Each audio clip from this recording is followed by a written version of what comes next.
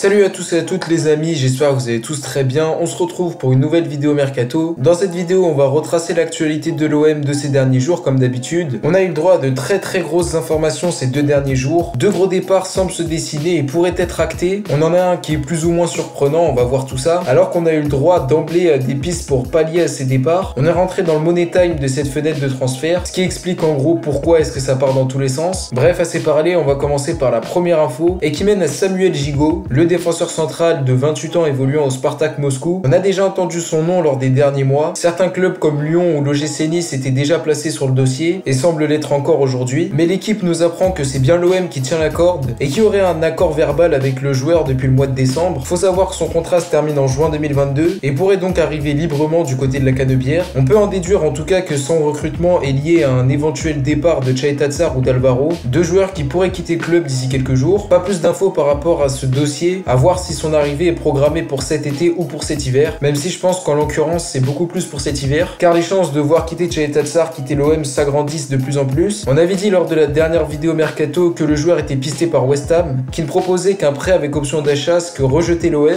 Les dirigeants marseillais attendent un transfert définitif. À un moment donné, on parlait d'un montant minimal de 12 millions d'euros demandé par Longoria, mais selon le Daily Mail, West Ham serait capable de proposer beaucoup plus. La source parle quand même de 20 millions d'euros qui pourraient être proposés dans les prochains jours, voire dans les prochaines heures. Une somme qui sera très difficile à refuser malgré le nouveau statut du joueur qui s'impose vraiment comme un titulaire en force. En tout cas, ça a l'air assez crédible quand on prend en compte les grosses facilités financières des écuries anglaises. Mais selon The Athletic, les négociations entre les deux clubs n'auraient pas beaucoup avancé puisque les Hammers ne proposeraient toujours qu'un prêt, ce que refuserait Pablo Longoria pour le joueur qui voit son contrat se terminer en 2023 et qui aura donc une valeur marchande plus faible dans 6 mois. À voir l'évolution du dossier qui va évoluer à vitesse grand V et qu'il va falloir suivre très attentivement. On va passer au deuxième défenseur central au centre de l'actualité ces derniers jours, William Saliba. Selon le journal La Provence, le joueur veut rester à l'OM à une seule condition, que le club se qualifie en Ligue des Champions, un souhait qui est bien sûr réciproque venant des supporters et des dirigeants. Pablo Longoria l'a dit, c'est pas parce qu'il n'y a pas d'option d'achat que c'est forcément acté, on peut encore négocier. On était en tout cas très pessimiste puisque la valeur marchande du joueur est quand même très élevée, ça risque d'être un dossier vraiment galère et qui dépendra je pense aussi des résultats des Gunners. Selon la même source en tout cas, l'interdiction de recrutement infligée par la FIFA pourrait poser problème. Donc pour rappel, c'est une décision qui est provisoire et qui va sûrement être annulée comme je l'ai prouvé dans une de mes vidéos, mais qui pour l'instant influe ce dossier, car si la sanction n'est pas annulée, le joueur ne va pas pouvoir signer chez nous. À voir l'évolution d'un dossier qui semble un petit peu brouillon et surtout très ambitieux de la part de Pablo Longoria, même si on part sur de bonnes bases, car la volonté elle est là et ça c'est le principal. On va passer maintenant à la deuxième grosse vente qui pourrait avoir lieu et qui mène à Bamba Dieng. Comme vous le savez, le joueur attire la convoitise, surtout venant des clubs anglais. On avait parlé de Newcastle, Burnley, Crystal Palace, qui étaient prêts à mettre le paquet pour le néo-sénégalais. On parlait d'une offre de 18 millions d'euros qui était formulée par Newcastle. Selon RMC Sport, Pablo Longoria en demanderait 10 millions, un montant que je trouve quand même très faible et pas super réaliste par rapport aux performances du joueur qui est quand même très jeune et qu'on peut potentiellement vendre beaucoup plus cher. Son cloche plutôt différent du côté de la Provence qui parle plutôt de 15 millions d'euros, un montant plus élevé et qui paraît plus réaliste. En tout cas, pour donner mon avis, je crois pas beaucoup en ces infos. Alors oui, le joueur a la cote en PL, il est jeune, talentueux et fait preuve de belles performances même avec son pays en Coupe d'Afrique, mais je pense que le voir partir c'est beaucoup trop tôt et c'est pas très intelligent puisque vous et moi on l'a remarqué, il est capable de beaucoup mieux et n'a pas atteint sa valeur marchande maximale. Je pense donc que le laisser filer serait une erreur, mais après tout c'est pas impossible, même si le fait que le joueur joue la CAN pourrait influer le dossier, qui sera néanmoins à suivre très attentivement. Un transfert de Dieng pourrait être pallié par l'arrivée d'un joueur nommé Gérard Deulofeu